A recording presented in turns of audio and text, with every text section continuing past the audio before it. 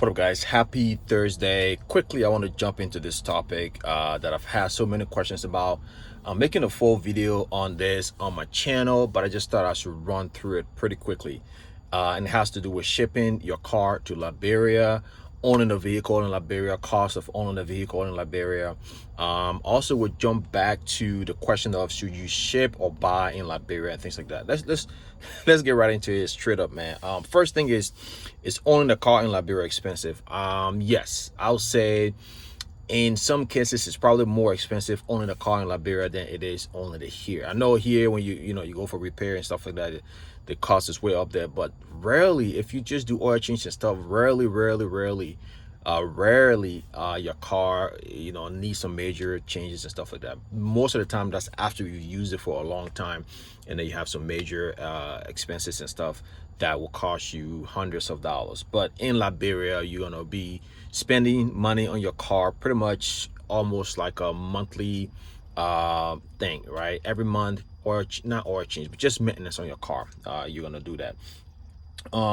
Registering your car, one thing people need to know is when you take your car to Liberia, I've had questions about this, about getting plates and things like that. When you ship your car to Liberia, right, and then you're free and everything, before you put that car on the road, of course you're gonna need a plate and you need registration. So to register your car, of course, you will contact the Ministry of Transportation or a representative from there, help you register your car. But before you do that, though, you need insurance. So you need either a full coverage or liability insurance on your vehicle, either 1 year or 6 months, right? And based on the type of your car that you have there will determine which one you will have, like a requirement, which one do you need to get. But either way, you're gonna need insurance on your vehicle before they will even give you plates or tabs. After you get insurance, you register your vehicle.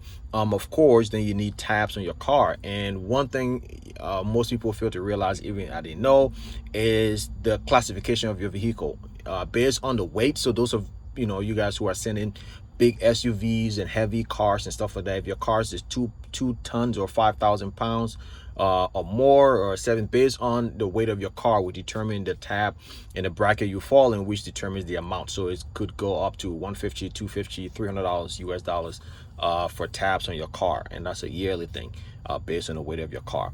That also kind of determines how much you free. Now, a lot of vehicles there are at the port that people cannot free, and it's left there because your shipping fee is different. It's a standard fee your shipper will charge you. But when you get to the port in Liberia, that's when you realize, okay, if your car is too old, there's an extra charge for bringing an old vehicle in Liberia. Or if your car is very new, based on the classification, modifications and things like that, you have some luxury tax and stuff on your car. So there are some nuances on freeing cars in Liberia that you need to know before you ship. Like I said, there are a lot of cars at the port that cannot be free because the client didn't anticipate those extra costs, and that's how you have people selling, auctioning cars at the port cheap. Or you have people who are just sitting at the port with some cash, and they're just loaning cash to people and using the cost of collateral to free the car, right? And if people can't pay, then the people take their car. So that's what's happening in Liberia as well. The second thing is, those of you guys who are sending beautiful luxury cars to Liberia, foreign make, yeah, there's going to be an issue with that. I'll tell you for sure. The mechanics in Liberia, there are a few of them that can work on foreign cars. Now, if you own a vehicle that is let's say 10 years or newer, we know all of these cars are all computers nowadays. They're all computers. When you take it to the shop, the first thing to do is to plug in the whatever that thing is, to plug it into their computer. Everything is like computerized in cars. So most of the mechanics they don't have that equipment. They're not knowledgeable about that, so they just go and use the regular primitive tool that they have, and they're going to damage your car. I can promise you this: if you take a new nice vehicle in Liberia and you take it to a regular mechanic, you're done. Just one time and you're finished. These guys will discombobulate everything, like do something to your car that that's it. You're just taking your car to the garage every time.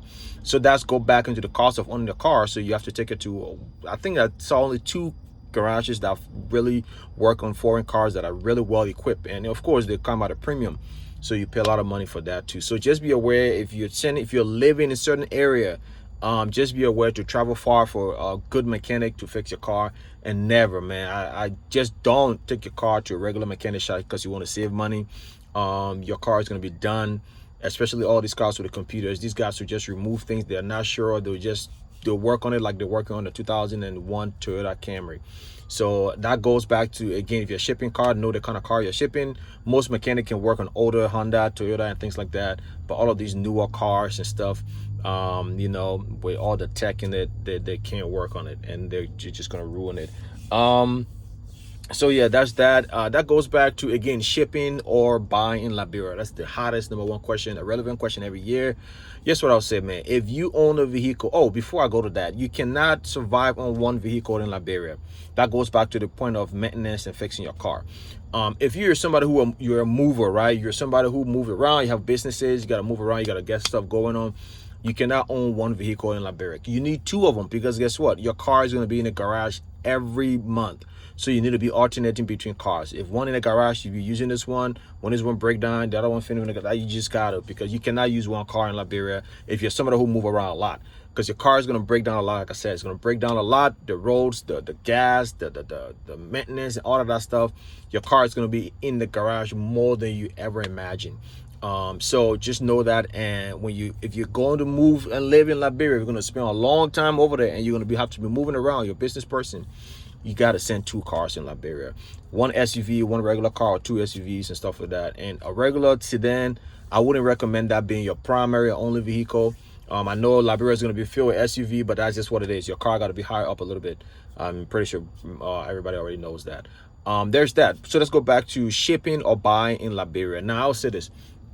If you already own a vehicle here in the US, you know, that you can spare, that you've purchased at a low, you just got to add it up, right? It'll boil down to hustle, as far as convenience and energy and sweat equity, more so than just money, right? Because oftentimes the amount are the same. So you're like, okay, should I just go there and buy, right? And most of the cars that are selling in Liberia are cars that are shipped from here, that are American based, been using American roads, right? So they're a little bit better. Now, I'll say this, right? If you're buying a car in Liberia, that person bought the car here. That person paid for shipping. That person paid for storing at the lot you're buying the car from, and that person need a profit. So that should tell you, right? You're paying a little bit more than what you would typically pay for that car. That's just business, right? So if you own a car and you can ship, and if you own a vehicle that you can spare, yes, ship your car. But then if that car is a luxury car or a really old car, you're probably going to end up spending more. You might as well just go and buy it there. But if you have a car that is a lot newer, of course, in Liberia, it's going to be more expensive, because that person who is selling that car that has paid shipping and everything and need a profit. So yeah, so the profit, the difference between the margin that person is getting and the cost of you shipping and freeing that car, then it'll be better for you to ship your car there. And in that way, that car has been used on American roads and stuff like that, you're sure. And you have the car history, you have all of that stuff on the car. You can anticipate any issue that may arise from that car. But I would say oftentimes it's just better to buy a car in Liberia, especially if you're buying an older car, because if you ship the old car from here, anyways, you'll pay more money at the port of free, because it's really old, more than 10 years or 15 years or something like that. You got to pay a shipping fee, and you go free over there. So sometimes it's just better to just buy there. But if you have a newer car, then just ship it, because you buy at a way higher premium in Liberia, and stuff like that. But anyways, there it is, guys. Peace.